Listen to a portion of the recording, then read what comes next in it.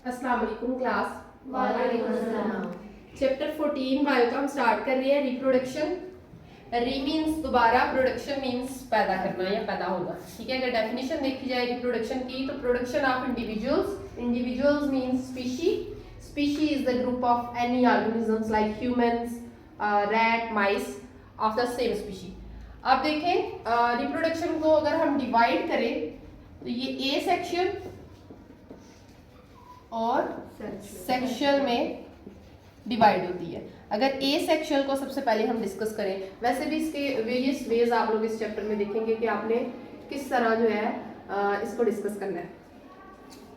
ए sexual की जो types हैं वो बडिंग आ जाएगी, फ्रेगमेंटेशन आ जाएगी, पार्थिनोजेनेसिस आ जाएगी, वो डिटेल में हम देखेंगे। इसमें लाइक माइटोसिस, मियोसिस, डिवीजन होती है डीएनए की, साइटोप्लाज्म की, और सेक्शुअल में अगर आप देखेंगे तो सेक्शुअल में कौन सी दो चीजें मुस्कान इन्वॉल्व होती हैं? Male and female. हाँ जी, male and female, sperm and egg, ये दोनों ही फ्यूज करते हैं और अपना नेक्स्ट अडल्ट को ही प्रोड्यूस करते हैं। रिप्रोडक्शन में अगर देखा जाए तो वही स्पीशी वेरी करती है जिसके पास कैपेसिटी होती है अपने इन्वायरमेंट से लड़ने की, उससे कम्पीट करने की। कुछ स्पीशीज ऐसी होती है ना जो जेनेटिक एक कह ले एज है उस तक पहुंचने तक ही पहले ही डाई कर जाती है। ठीक है, उसकी डेथ हो जाती है। देखिए निगाह जैसे पिछले चैप्टर में हमने देखा था डार्क माइस और ग्रे माइस की हमने एग्जाम्पल देखी थी। जो ग्रे माइस थे वो क्या हो गए थे? खत्म हो गए थे, और डार्क माइस जो है वो सरवाइव करते गए थे और आगे उनकी ही जनरेशन जो है वो कंटिन्यूसली चलती गई थी। ठीक है, अब अगर आप अपने इर्द गिर्द एनवायरनमेंट में देखें तो ज्यादातर आपको डार्क माइस ही नजर आते हैं। इस तरह की और बहुत सी स्पीशीज हैं जो इन्वायरमेंट से कम्पीट नहीं कर सकी और अल्टीमेटली उनकी डेथ हो गई। लाइक अगर एक्सटिंक्ट देखी जाए स्पीशीज, कुछ स्पीशीज हैं आजकल वो इंडेंजर्ड है, खतरे में। लाइक आप लोग अपने नेशनल एनिमल को देख लें, मार्कूर है, उसके बाद स्नो लिपर्ड है, और एक्सटिंक्ट की अगर एग्जांपल लेंगे तो डायनासोर्स है कि वो अब खत्म हो गए हैं, नापेद है, अब वो दुनिया में नहीं है, तो उनकी नेक्स्ट जनरेशन कैसे प्रोड्यूस होगी? वो तो रिप्रोड्यूस नहीं कर सकते, किसी सूरत नहीं कर सकते। ठीक है, अब वो कंपटीशन में जब एक स्पीशी आ जाती है, ठीक है, वो अपने एनवायरनमेंट से लड़के तो एक अपने कह ले रिप्रोडक्शन के मराहल तक आ जाती है, फिर वो अपने बेबीज को प्रोड्यूस करवाती है। इसमें आप अगर देखेंगे ए सेक्सुअल रिप्रोडक्शन में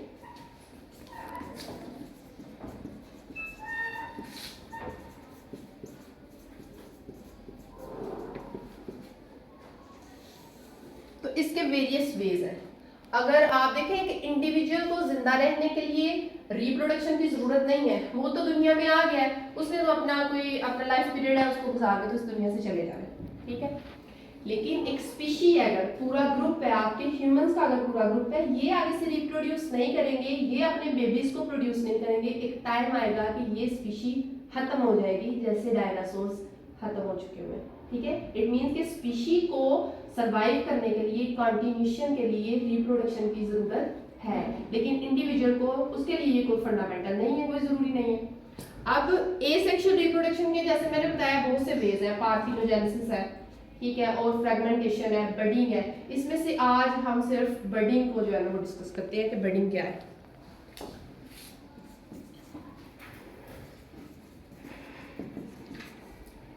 इसका फर्स्ट वाला बडिंग बाइनरी फिशन है, सॉरी। ठीक है, अगर बाइनरी फिशन को देखा जाए तो आप कोई भी डेफिनेशन है हुरिया अगर आप उसको लिखने बैठते हैं तो सबसे पहले आपको उस वर्ड के मतलब का पता होना चाहिए। Binary means two, fission means halves या डिवीजन, किसी एक चीज का दो में डिवाइड हो जाना, टू हाफ्स में कन्वर्ट हो जाना। अब बाइनरी फिशन अगर आप देख रहे हैं तो इसमें आप डिफरेंट टाइप की एग्जांपल्स को देखेंगे। हमने इसमें एग्जांपल पहली देखनी है बैक्टीरियम की,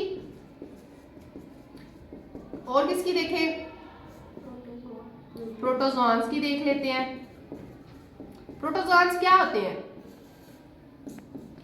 एनिमल लाइफ या फाइलम में जब पढ़ते थे उसमें था। उसके बाद बैक्टीरियम देख लिया, प्रोटोजोआंस देख लिया, पैरामीशियम देखेंगे आप, अकाइनोडर्म्स जिसमें देखेंगे। उसके अलावा और क्या देखेंगे आप, अमीबा देखेंगे, सी एनिमोन है, स्टार फिश है, डिफरेंट टाइप की आप इसमें वर्टिब्रेट्स भी देखेंगे। ठीक है, अगर हम इसकी रिजल्ट की बात करेंगे तो इनवर्टिब्रेट्स की, तो उसको भी आप देखेंगे कि बाय इन्फेक्शन किस तरह होती है, रिप्रोड्यूस वो किस तरह करवाते हैं। सबसे पहले हम अगर देखें, हम इसमें देखेंगे, हम इसकी पहली एग्जांपल प्लेन एरिया की लेते हैं। किसकी लेते हैं? प्लेन एरिया को वैसे तो आप लोगों ने आम अपनी रूटीन में नहीं देखा, तो आप अपने माइंड में लिजर्ड को रख लें, ये छिपकली को रख लें कि ये उसके जैसा होता है। ठीक है, अगर हम इसको ड्रा करें तो ये कुछ इस तरह का होता है। ठीक है, ये रिप्रोड्यूस एसेक्सुअली होता है। किस तरह होता है? Asexual। अब कोई एक्सीडेंट इसके साथ हो जाता है, हादसाती तौर पे, या किसी स्पीशी ने इसको काट लिया है, तो ये 2 हाफ्स में कन्वर्ट हो जाता है। जैसे अभी मैंने बताया कि बाइनरी फिशन है, तो binary means 2 and fission means half. जब ये 2 हाफ्स में कन्वर्ट हो जाता है, तो ये देखें इसका हेड है जो ये इतना हो जाता है, और इसकी जो टेल है ना ये इतनी हो जाती है। अब देखें, अगर हम देखें अपने ह्यूमंस के तौर पे, तो हमारे तो इस तरह हो, कोई अज़ा हमारे कट जाए, हमारी गर्दन कट जाए, हमारा सर दर्द अलग हो जाए, तो हम सर्वाइव नहीं कर सकते। लेकिन ये वो स्पीशीज है जो हाफ्स में कन्वर्ट होके भी सर्वाइव करते हैं। अब इसका जो हेड है ये अपने यहाँ पर सेल्स की ग्रोथ स्टार्ट कर देता है। इसकी जो टेल है ये भी यहाँ पर सेल्स की ग्रोथ स्टार्ट कर देती है। ठीक है, अब ये सिर्फ ये वाला पार्ट जो है ये पूरी की पूरी प्लेनेरियन इससे बना लेता है, सिर्फ इतने से हिस्से से। और जो इसकी टेल है ये भी सेम एज इट इज पूरा ऑर्गेनिज्म बना लेती है, सिर्फ उसकी टेल से। इट मीन्स कि आपके पास एक ऑर्गेनिज्म था, इस नस्ल का सिर्फ एक ऑर्गेनिज्म था जो एक्सीडेंटली उसकी टेल अलग हो गई, उसका हेड अलग हो गया, लेकिन उन्होंने सेल्स की ग्रोथ करके अपना हेड से नेक्स्ट पार्ट जनरेट कर लिया, टेल ने अपना हेड जनरेट कर लिया। ठीक है, ये प्लेन एरिया की एग्जांपल है। जरूरी नहीं है कि सिर्फ 2 हाफ्स में कन्वर्ट होता है, इसकी आगे एक टाइप है, उसको कहते हैं फ्रेगमेंटेशन। फ्रेगमेंटेशन में ये 4-5 हिस्सों में भी तकसीम हुआ हो, तो ये 4-5 प्लेन एरिया प्रोड्यूस कर देता है।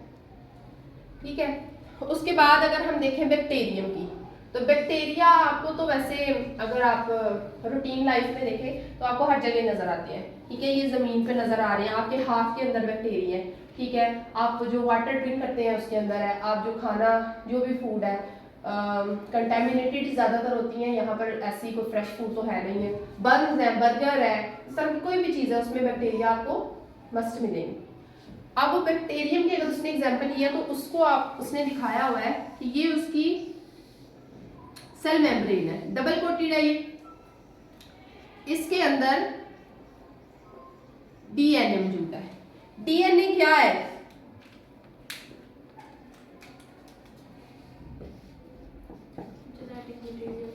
क्या होता है डीएनए?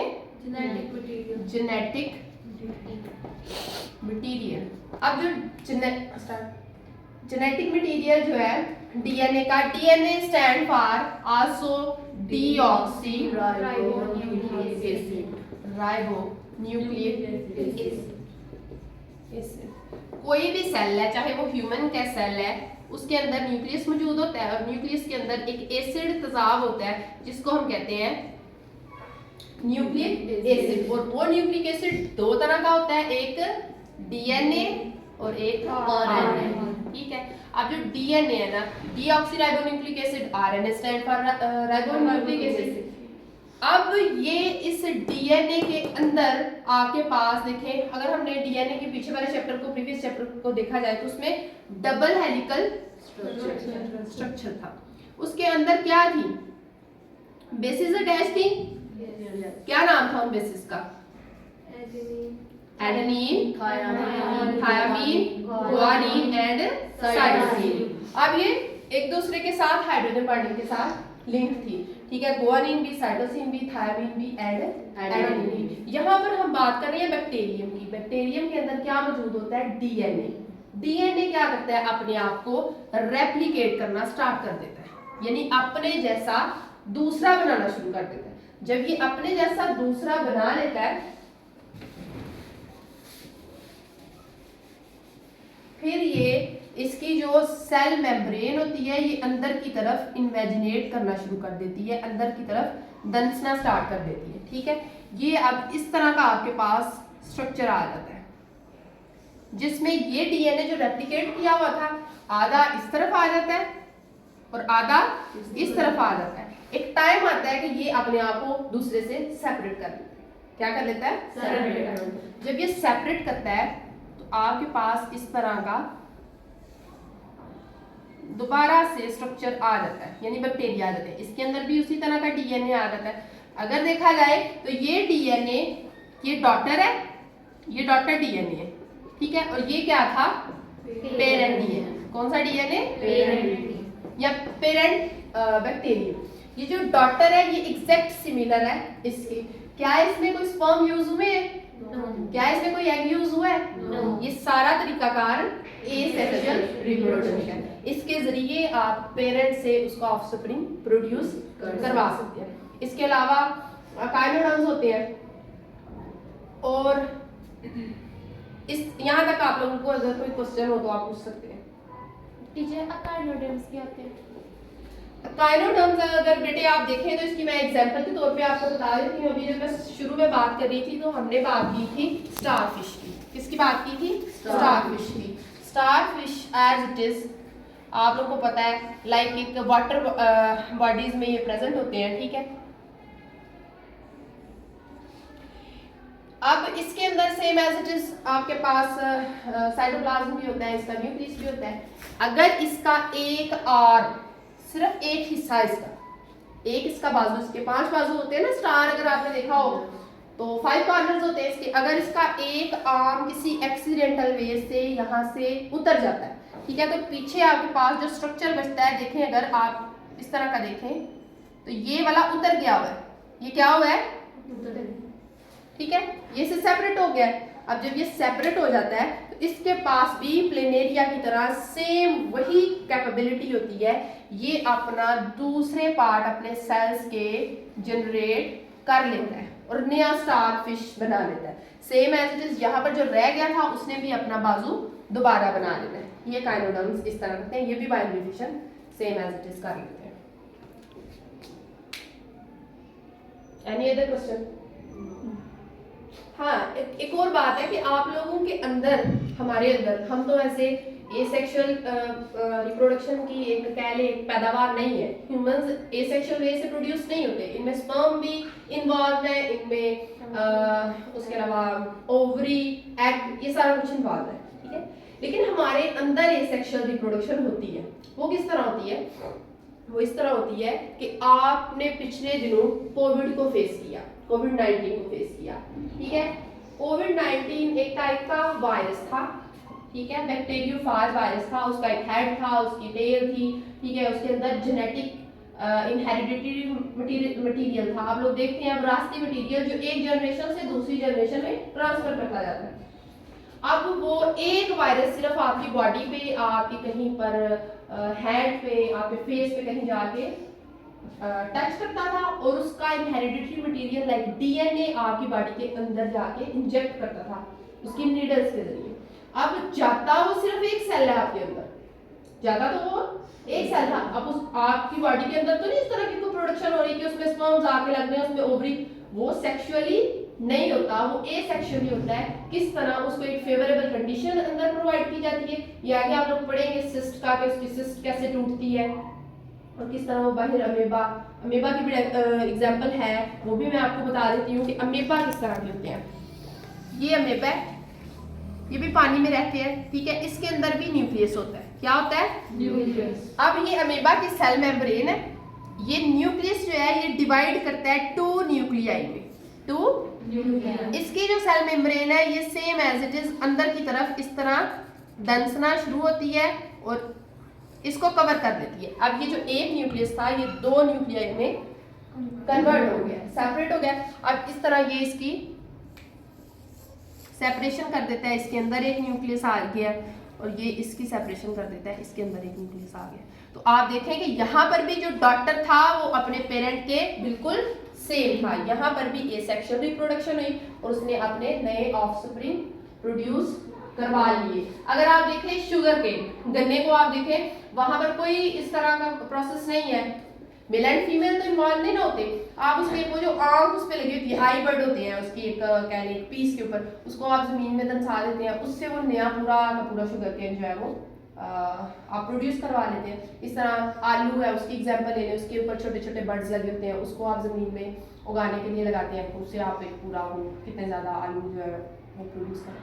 इस तरह की और बहुत सी आपके फिनोमिनन जो है ना एग्जांपल्स आपके लिए मौजूद है। ठीक, टीचर ये जेनेटिक मटेरियल को ट्रांसफर होता है। जेनेटिक मटेरियल बच्चे डीएनए के थ्रू आप में ट्रांसफर होता है। ठीक है, आप में या किसी भी ऑर्गेनिज्म में जब एक पेरेंट जो है वो अपना ऑफस्प्रिंग प्रोड्यूस करते हैं तो उस पेरेंट के डीएनए जो है वो उसमें चले जाते हैं। ये आप देखें जो रिपोर्ट्स होती हैं कि आप लोगों ने चाइल्ड को आइडेंटिफाई करना होता है कि इसके फादर कौन से हैं, तो आप उनका डीएनए मैच करते हैं। अब डीएनए में आपका आई कलर भी आ जाता है, आपकी हाइट भी आ जाती है। आप देखते हैं ना आपका आई कलर या आपका स्किन कलर आपके फादर से कितना मिलता जुलता है। आप लोगों को देख के कोई भी कह देता है कि हाँ लगती भी तुम उन्हीं की बेटी हो, कहते हैं ना लोग। ये इसलिए होता है कि उनका जेनेटिक मटेरियल आप में ट्रांसफर हुआ होता है, वो डीएनए आप में ट्रांसफर हुआ होता है। अगर आप हाइब्रिड एंड टॉल है अपने फादर के जैसे तो वो ड्यू टू डीएनए है। अगर आपके हेयर कलर ब्लैक है तो वो भी आपके फादर की वजह से होते हैं। यहाँ पे 4 फादर्स जो कि आपकी ट्रांसमिशन हो रही होती है नस्ल दर नस्ल, जनरेशन टू जनरेशन आप में वेरी कर रही होती है ये चीज़। Okay, thank you so much.